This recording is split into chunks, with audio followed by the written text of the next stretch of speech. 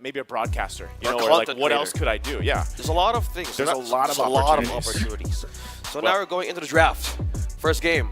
So it's Mongolia on the first pick. We're seeing Philippines on their second pick side, so which is mostly that we see. So Mongolia gets a chance to trade their own strong and comfort pick against Philippines. Okay. I like that the fact that they took out the Ling first, right? And I'm wondering too, with Mongolia being the first pick and being on this side, on the blue side, if they, okay, never mind. There goes the Angela. I was going to say, they don't want to play the role, right, Straight away of possibly taking the Angela. I think we could still see them opt for one of the sustained lineups that we've seen before. I'm not sure if they kind of want to go with the Estes, if they want to even pull out the Florin. I don't know if that's the route. Or like you said, OSX, just be on comfort. Like, just stay in your roots. Yeah, stay your roots, be as comfortable as possible, and, you know, kind of build off that. Right now, though, the response seems to be the Diggy, the Franco. There it is. I was wondering if that would come out, too, in the first phase. Yeah, three assassin heroes on comfort of Saison and as well as Unigo. That has been a first pick, right? Yesterday, the Angela. Yeah. Now, they're also focusing on the roamer of Mongolia. So will this be a marksman last phase ban for the first part, or will it be a straight roamer ban for Team Mongolia? So it is a straight roam ban. So this opens up Novaria for Mongolia to take. Novaria is open. You also have Eve. There They you go. opt for the Novaria. Good choice, right? Again, the key here is early game. And you're probably going to give up the Eve if the Philippines wants to go that route. But I think Novaria is probably your best case scenario in this one, against this specific matchup. You want to be able to provide your team with as much vision as possible to work with. You do get some great poke, like we saw even yesterday, right? There was a certain time in that game against the Philippines where Cambodia was starting to get there, right? C-Cat was getting the damage on that Novaria, and then it just split push, right? It was almost there. So maybe Mongolia feels like they can get to that point. They can extend the game to really allow this Novaria to shine. The answer so far, though, still the same. From Philippines. The Uranus here, Claude. I know Mongolia. See that smile? That is. Remember what happened yesterday. We gotta have something for that. Yeah. And remember what happened. They made a good split push with that kind of way, and that was against a Novaria as well. Yeah, but that's the thing. Like, if you are worried about the split push, that's where the macro prowess comes, right? And in terms of these teams out there, the way that they handle the waves, the way that they put pressure on the side lanes to alleviate some of the pressure around the neutral objectives, you have to be able to control that. This is also a pick popping up here quite a bit now again, and we've seen this counter pick before into the Uranus, right? The Dairoth, still a great option here. You just got to be able to land, especially the Abysm Strike that you need. At least it should work really well, or at least complement this Leslie pick, if you can get to that point, you know, where you can shine as a Leslie. Because as we've talked about time and time again throughout this tournament, OSX, is these marksmen need time, right? They need time to build up. And just like that, look who is locked into the jungle here. Hayabusa in Team Philippines. And you've mentioned the macro prowess of Team Philippines and how it works with wonders. Mongolia with a good pick of the Leslie. Their marksman actually reveals a lot of places in the map with his ultimate. So if they have this is a ton of way, ton of vision. You have the Novaria, you have the Leslie. So this is like, okay, we know what happened yesterday. We know the split push happened. We need that radar. We need that coverage. And this is how they want to do it. Because in the second phase of the banning, you take out the Paquito. Yeah. That was we've seen this yesterday. a couple times, yeah. And trimming down also the choices there for the jungle or even for the EXP. So now Hayabusa is out, and for Mongolia, they might trim down. Yeah, we were expecting a good combo for the Claude, which is the Eve. You have that AoE, you have that setup, you have that escape. So they don't want you to get a kind of power in with their own composition. So they take it out the back. I'm wondering if Mongolia wants to go ahead and just ban out a Farsa too, and then that would kind of force some, you know, something, I don't want to say completely new, but something that's not usually parked in the mid lane, right? Because you're going against Novaria here. And at the same time, we are just going to assume this is mid lane Novaria, but we have to also take note that it could be a roam still, right? There still is room Seen that. for flexibility. Yeah, we've seen that actually in quite a few different tournaments even, right? So now last ban from Philippines going to be the Fredrin. Good choice here. Also being kind of flexed, has been parked in the mid lane by them themselves, right? We saw that. And last ban though for Mongolia is actually going to be the Atlas, who we also saw in action yesterday, finally, right? Rolling with that focusing mark emblem, really allowing, if you get those multiple Fatal Link combinations off, it's a great just follow through setup potential. So now the response here from the Philippines, we're going to have to see exactly what they want to park in the mid lane. You don't want that the way of getting into the back line of their own defense, because Leslie at most of the time he just uses his ultimate. Yeah, and that's the way it's like keeping like, okay guys, you get the front line, I'll be at the back, just keep on shooting here. And also how the Astral Recall and Astral Echo could still be utilized. So that's one way of answering this. The Grok is a great way as well to even go and pinch them out of the wall in the next one. The only thing that bothers me about the Garok too, I know, you have Dairoth over here. The animation of the Abysm Strike is so slow that if you wanted to, the Garok could just cancel it out with a wild charge. And dodge, yeah. Yeah, like that. So if that happens in these later skirmishes and team fights, that's a feels bad. So you are right that you have a lot of vision here available to you if you're in Mongolia. You do have some decent damage, especially if you can get to late game. But that's my point. You got to get there. You have to survive this. And I like it.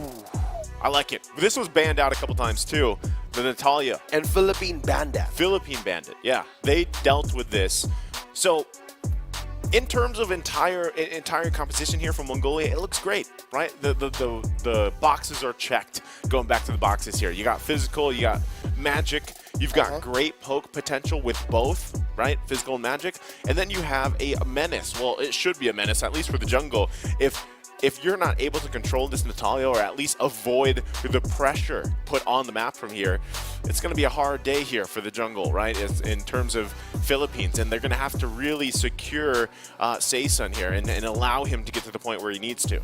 Yeah, and knowing the Hayabusa, so this was the thing that we're talking about early game. How do you even top or bottom lane? They always can go that route. Of course. And game number 1, we might see a different change here on how Philippines would actually secure their early game start. So looking back and checking out on their emblems, is there any new combination you're seeing here, Mr. Nice? Okay. Well, I specifically even want to look at the Natalia here, right? Master Assassin also has the Fatal Emblem in Tier 1 and the Killing Spree, right? So the whole mission here for Ethan is, yes, to go find those kills early on, put out the damage, and be a threat. And that's something that is going to be up to Ethan. Again, we've seen the playstyle from him yesterday, so this is a little bit different. Also, at the same time, still you have even the Lethal Ignition being run on Seisun. This is an emblem that can literally fit in any role. Lethal Ignition. Yeah. And we've seen it up to this point, right? Also, too, the fact that Aizen, okay, there's some good poking there, Archangel, but still, Aizen, too, on this Dairoth, like I said, he's going to get a little bit of the advantage with the movement speed if he can when he procs that Quantum, but can he land the Abysm Strikes? I think that's going to be really difficult for him and kind of a test, right, in terms of this. It's a way of having a disciplinary way of approaching. Will you press it too early, or will you press it at the right moment where you had that enough burst to take one member out of the Philippines? I say now, Archangel is climbing his ranks of having this unique heroes pick in IESF. And it's just working in their own way of composing this lineup against Mongolia. So mid lane is the first priority here of Mongolia to hold. So they have early game spikes here with the Natalia, and even just to hold and to get the first turtle. Yeah, so in a couple seconds here, it is going to spawn as they get set up in position. You can see them even putting pressure here on the bottom side against Cannon and Archangel. They might go for it. Trying to stun, trying to hold on. Level 4. For Archangel, flicker out. Forced a resource there by Mongolia. Now Aizen forced a flicker as well. Cannon going with a trade and resource, but Unigo is here. Might be trapped with a claw dash now. Shadow kill. Will the damage be enough? Yes, it will. Sison takes the kill now. The turtle is up, but it's going to be reset by Team Philippines. Saura going to be using the heavy spin for safety. Astral Recall will hit Archangel, but the turtle is on the side of Philippines, and Sison secures the first objective. But Cannon not letting go of Zora as Rekatiana as well. Here comes the tongue twisters. Yes. I felt that yesterday, right? So here's the tough part about all that, the way that all unfolded. And now, again, just in the early game, you're already behind, right? If you're Mongolia, you kind of fumbled a little bit there, especially in the bottom lane into the turtle. And it was a great just show of discipline, once again, from Saison, right? Patiently waiting for that wild charge from Unigo, able to find the knock-up on Ethan, and then the plan was gone for Ethan, right? He was taken out so quickly, and the pokes that were put on ZXORA here, he was not able to actually contest that turtle. So now, with this minor lead that you'll see from the Philippines, they're going to keep putting the pressure on the jungle here of Mongolia and make it just, you know, slow things down a little bit. Hold on, top side though. Well, Ethan receiving the damage of the BMI plus the Blazing Duet. Saison secures the kill. Guriano with the post and the Bebex now might be forced to be on a defensive state, but look at that. Shadow, kill onto Bebex now. Unigo as well trying to hold them off, putting them all in the corner. But how Philippines rotating now, they're really trying to delay the power spike of Mongolia, and they're starting to go a great way in doing that from 4 minutes from now. The tough thing here, like I said, with Ethan, hold on, they still might, no, they might not, yeah, they shouldn't be able to get this. Unigo's fine here. No, that's the thing with Ethan, like I said, early on, you're going to be wanting to get the momentum in your favor. That's the whole reason why you picked Natalia. So already being 0-2 this early into the game kind of makes you hesitate a little bit more, right? Yeah. As they even put pressure here on the top lane, it's not enough to get the kill they're looking for, right? So even holding on, again, he has I feel like early game-wise, the time is already kind of run out there. Right, you are still a threat, you do have damage, you've got execute, but still, can you actually find the kill you're looking for? Now that this next turtle is for the taking here, both teams going to get in position. Cannon doing his thing with Uranus here, still trying to whittle people down the best they can and spot out Ethan. Okay, now Mongolia is pulling the turtle on the side with the wall block. Look at that. Astro Recall now connecting onto the members of Philippines. Bebex, will he have a perfect target? No, he won't. Flicker out. That is a shadow kill connecting on to the marksman of Mongolia, falling down, pushing them into the back lines. Now Zora as well. Secure the objective. Now Philippines trying to island take in one trade. Aizen will be the target here. That's the wall. Evading the block. Now Saison, you're going in deep. Look at that. Shuriken throwing over to Ethan just with the pokes. Now with the trade, Mongolia secures that objective. And meanwhile up top, Recadiano getting busy with the push and the tower takedown. Talking about trades working for Philippines 0-4. Well, taking a look at the items, how all this is profiting for the Philippines right now, almost 3K ahead. You can see already DHS being locked in. Cannon picks up his Dominance Ice. That's going to help with some of the sustain coming through for Mongolia. And then, of course, right, you have these key items being picked up by the rest, already having the COD. Was that stolen? We need to check. That was stolen that by feels Saison. bad. That's completely blocking the way on how would you want Zora to even have a good angle. No, think about it, OSX. Like, again, your game plan here, okay, he just goes, Forbid's done, right? Bebex might follow. They should be fine. They still go, though. Zora and Ethan might be in trouble here. That's Cannon trying to push away. But now Zora using the heavy spin to pin one down, but he might be in trouble. Archangel takes the kill. Philippines getting all the kills that they want, slowing down progress on Mongolia. Now they're pushing in with the lanes and as well as taking one more wave down bottom. We have the switch from Recatiano down, up against Aizen. Now mid lane on a concealed state. Philippines will still eye on getting this push. Dominance Ice though, going into Aizen. Yeah, but even with that pickup, like Dominance Ice for Aizen, I mean, what can you do, right? You're 4,000 gold behind right now, 7 minutes in. Usually, this is not the time where Philippines is pulling on a full power spike, right? But it's all happening before the third turtle. So you're kind of at this deficit. Yeah, you grabbed the turtle previously, but you lost so much in terms of itemization in comparison, right? And that's kind of what we're seeing, yes, especially in the economy. So you already see Saison going to go ahead and start up that turtle. He knows how much of an advantage he has in terms of items. I mean, even if Ethan finds him, he's almost 4 levels behind, right? So you can't really do too much, at least against the Philippines jungler. So that is a turtle secured, looking to plant themselves to take another purple. Good zone out by Cannon, not letting Mongolia near the turtle area, now being pinned down by the heavy spin by Zora. Can even sustain damages. And as of this point, we can't see even the lethal burst from Ethan here, trying to get a great vision for Mongolia, but it's just purely on the lead. Philippines climbing up almost 4K and counting, and they're going in still with the clearing of the push. No turrets taken by Mongolia. Uh-oh. It's Cannon, a full force effort. Full force 5-man now, trying to target the Uranus of Team Philippines. He might not escape. Bebek secures the kill. And yeah, that was almost 4 ultimates used, but 3 from Here comes the Mongolia. cavalry. Here comes the response of Philippines. Saison and Unigo might target down Sora. No. And while that is happening, we have Rekatiano and Archangel pushing in mid, melting all the defense of Mongolia. This is the macro prowess once again of Philippines that we're seeing, Naisu. This is exactly what we were talking about. Again, like I said, you draft in this hero in Natalia. Your game plan is that early game pressure, early game dominance against the enemy jungler especially, and that did not happen. Rather, the opposite, right? Saison is having a hell of a game here. He's 4-0-1, just stacked. He's level 12 already. This is going to set themselves up for a really easy Lord take if they actually decide to fight for it, right? Best thing Mongolia can do is just try to find what they can across the map, and that's what they have been doing. That's what happened even to Cannon as they get in position possibly for more here.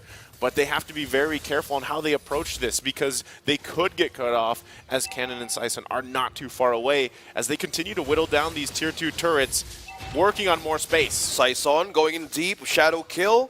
Okay, forced out. Passive out of that marksman. Now Saison and Cannon still on with its duo team up, forcing everybody out to be even peeled by Archangel and Unigo. That's the pin down wall charge onto 2. Now members now of Mongolia are dropping down 3 out, and it's still going and going. Ethan is trying to do it with the claw dash. Will the lethal burst be enough? No, it won't be. Rekatiano takes down 1, and 1 member left. It's Sora going back to base, and another objective freely being taken by Team Philippines. I don't know why I saw that in slow motion. Unigo getting in position on the Grok, just having the perfect angle to work with the flicker, the wild charge onto 3 members of Mongolia. It just looked orchestrated, right? And there is the Lord being secured here for Philippines, now working with about an 8,000 gold lead as they get prepped up here. Here it is, right? This is what I saw in slow motion. Boom. Finds 3 with the wild charge and a massive setup there. And just, again, all that was because they tried to get the kill. Aizen was trying, he even used the flicker, the Abysm Strike combination, missed, and the rest of the team paid for it. And that is tough to deal with. And now you have to deal with the Lord coming down the mid lane. And at this point, again, Philippines is in a great position to just kind of press this situation. Flicker isn't available for Unigo, but he might just wild charge in if he finds an angle here as the Lord works on that first base turret. Yeah, talking about angle, Unigo used the wild charge again. Look at the burst. Almost now being taken to base by a Team Philippines. Aizen falls down, a trade of 3-1. Okay, they're trying to have a trade here, but Archangel will receive the casualty here from Mongolia. Now the base is open for Philippines to just keep on melting. And now the waves are now here with the flicker out from Cannon with the waves that they had. Right now, they're just pushing it. And now they're opening up the base. And this is just game number 1. Philippines with a great start up against Mongolia. That was a nice. I'm assuming he flickered in there so he could get all the minions. Probably that's what it was, right? That's a big brain move. But again, this was near, I think it was less than 12 minutes. And so